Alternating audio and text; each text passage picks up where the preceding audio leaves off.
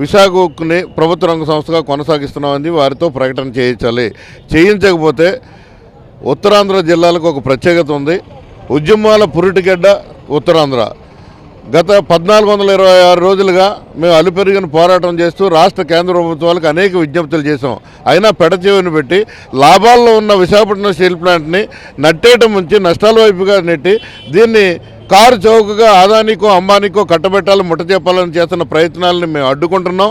రేపు సంక్రాంతి వేళ ఈ ఉత్తరాంధ్ర జిల్లాలో ఉన్నటువంటి ప్రజానీకం అందరూ కూడా భోగి మంటల్లో వీరు బూర్జువా ఏదైతే విధానాలు ఉన్నాయో ద్వంద్వ విధానాలు రాష్ట్ర కేంద్ర ప్రభుత్వాలు అమలు చేస్తున్నాయో ఈ విధానాలను తగలబెడతాం. వీరి దిష్టి బొమ్మలను తగలబెట్టడానికి ఉత్తరాంధ్ర ప్రజానీకం సిద్ధంగా ఉన్నారు.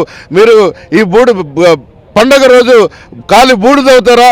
విశాఖ ఉక్కును పరిరక్షించి పూర్వీకుల త్యాగాలు బలిదానాలని మీరు పరిరక్షిస్తారో తేల్చుకోవాల్సింది రాష్ట్ర ముఖ్యమంత్రి మీద ఉందని చెప్పి దీన్ని కాపాడవలసిన బాధ్యత రాష్ట్ర ముఖ్యమంత్రికి ఉందని ఆ దిశగా ప్రయత్నాలు జరగకపోతే రానున్న రోజుల్లో జరుగుతున్న పరిణామాలకు మీరే బాధ్యత వహించవలసి వస్తుందని ఈ సందర్భంగా తెలియజేస్తున్నా.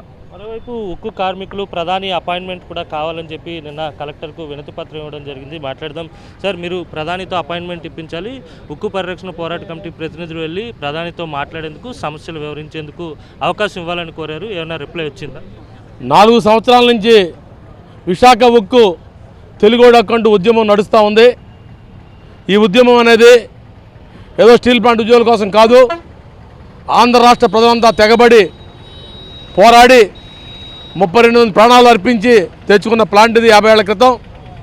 అటువంటి ప్లాంట్ కోసం ఆ రోజు 67 మంది కమ్యూనిస్ట్ పార్టీ ఎమ్మెల్యేలు 7 ఎంపీలు రాజీనామాలు చేశారు. 16,500 మంది భూ నిర్వాసితులయ్యి వాళ్ళ భూముల యావదాస్తిని కూడా కంపెనీకి దారాదత్తం చేశారు. ఇటువంటి కంపెనీని చంపేయాలని చెప్పేసి ఇదే మోడీ గారి ప్రభుత్వం 2027 జనవరి 27 నిర్ణయం చేసింది. ఆ రోజు మొదలుపెట్టి ఈ జనవరి 26కి 4 ఏళ్ళు పూర్తవుతూ ఉంది. ఈ మధ్యకాలంలో 3 సార్లు మోడీ గారు విశాఖపట్నం వచ్చారు. ఈ 3వ దఫా వచ్చినప్పుడు మోడీ గారు తాలూకా ప్రధానమంత్రి గారు కుర్చీ ఆంధ్రప్రదేశ్లో ఉన్న 25 మంది తెలుగుదేశం, జనసేన, బీజేపీ, వైసీపీ ఎంపీల మీద ఆధారపడి నడుస్తూ ఉంది ప్రభుత్వం. అక్కడ వీళ్ళంతా కలిసి ఆంధ్ర రాష్ట్రంలో ఒకే ఒక స్టీల్ ప్లాంట్ని కాపాడమని చెప్పాలని బాధ్యత వీళ్ళకి ఉంది. రేపు మోడీ గారి సభలో ₹1 కూడా ఖర్చు లేకుండా విశాఖ ఉక్కును సెయిల్లో విలీనం చేస్తామని చెప్పేసి ప్రకటన చేయాలి. అలాగే 100 ఏళ్ళు సరిపడా ఐరన్ ఓర్ భారతదేశంలో ఉన్నది. దానిలో మాకు ఇంతకుముందే 11B ఇస్తామని చెప్పేసి ప్రామిస్ చేశారు. ఇవ్వలేదు. దాన్ని కూడా విశాఖపట్నం స్టీల్ ప్లాంట్ కేటాయించాలని.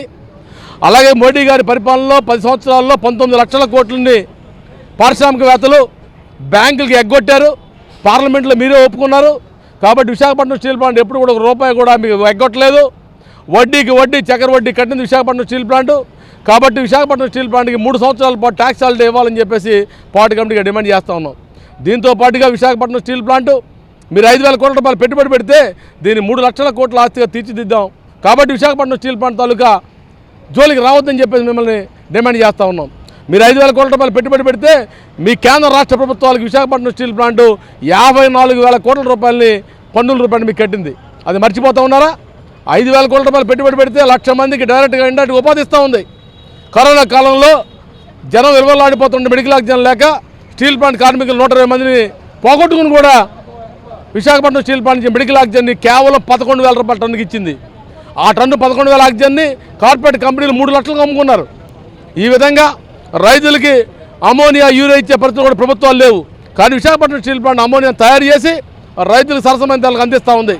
విశాఖపట్నం స్టీల్ ప్లాంట్ ఉత్పత్తి ఆపేయడం ద్వారా బయట స్టీల్ ప్లాంట్ తాలూకా మార్కెట్ పెంచుకొని టన్నుకు 5,000, 10,000 బ్లాక్ మార్కెట్లో లాక్కుంటా ఉన్నారు. దీనికి వ్యతిరేకంగా పోరాడుతూ ఉన్నాం. కాబట్టి మోడీ గారు విశాఖ ఉక్కును సెయిల్లో విలీనం చేస్తూ ప్రైవేట్గా ఆపేసి గనులు కేటాయిస్తూ ప్రకటన చేయాలని చెప్పి డిమాండ్ చేస్తూ ఉన్నాం. సార్ మీరు చెప్పండి, ప్రస్తుతం మీకు ఆల్రెడీ లీవులు రద్దు చేస్తూ కూడా ఒక మెయిల్ వచ్చినట్టుగా సమాచారం అందింది. దానికి ఉన్నటువంటి పరిస్థితులు ఏంటి, ఎటువంటి సిచ్యువేషన్స్ కనపడుతున్నాయి, మీ ఉద్యమాన్ని అణచివేసేటువంటి ప్రయత్నం రాష్ట్ర ప్రభుత్వం చేస్తుందని? లా అండ్ ఆర్డర్ సమస్య అనేది రాష్ట్ర ప్రభుత్వ పరిధిలోకి వస్తుంది, పోలీసులు చూస్తారు. కానీ ఈరోజు స్టీల్ ప్లాంట్ యాజమాన్యం ప్రైవేటీకరణకు వ్యతిరేకంగా జరుగుతున్నటువంటి ఉద్యమాన్ని అణిచివేయాలని, ఉద్యమాన్ని ఉధృతం కానియకుండా చేయాలనే ఉద్దేశంతో సెలవులు రద్దు చేసింది. సెలవులు రద్దు చేస్తే పర్లేదు, మేము యూఓబీలు వేసుకుంటాం, లేకపోతే ఇంకోటి చేస్తాం. కానీ లా అండ్ ఆర్డర్ ప్రాబ్లం ఉంటుంది కాబట్టి మేము సెలవులు రద్దు చేస్తున్నామని అంటాం. బయట లా అండ్ ఆర్డర్ని కూడా విశాఖపట్నం స్టీల్ ప్లాంట్ యాజమాన్యం నియంత్రించాలని అనుకోవటం అది దుర్మార్గం. వాళ్ళకి సంబంధం లేనటువంటి అంశం, సంబంధం లేని అంశంలో జోక్యం చేసుకొని సంబంధం లేని అంశాలని లేవనెత్తి స్టీల్ ప్లాంట్ కార్మికులను అణిచివేద్దాం, తొక్కేద్దాం అని అంటే మాత్రం సాధ్యపడదు. ఉవ్వెత్తున ఇలాగ నిర్బంధంగాన్ని ప్రయోగిస్తే ఖచ్చితంగా ఉవ్వెత్తున తిరగబడతారు. ఈరోజు ఇక్కడ ప్రధాని పర్యటన సందర్భంగా మేము కోరుతుంది ఏమిటంటే స్టీల్ ప్లాంట్కి సొంత గనులు కేటాయిస్తామని చెప్పని కేటాయిస్తామని చెప్పని ప్రకటన చేయాలి. అలాగే ఏదైతే ఈరోజు సెయిల్ ఉందో సెయిల్లో మెర్జ్ చేస్తామని చెప్పని ప్రకటన చేయాలి. ఏదైతే మీరు నిర్ణయించారో ఈ స్టీల్ ప్లాంట్ని ప్రైవేటీకరణ చేస్తాం అని చెప్పని ఏదైతే నిర్ణయం చేశారో ఆ నిర్ణయాన్ని ఉపసంహరించుకున్నట్టుగా ప్రకటన చేయాలని చెప్పి మేము డిమాండ్ చేస్తూ ఉన్నాం.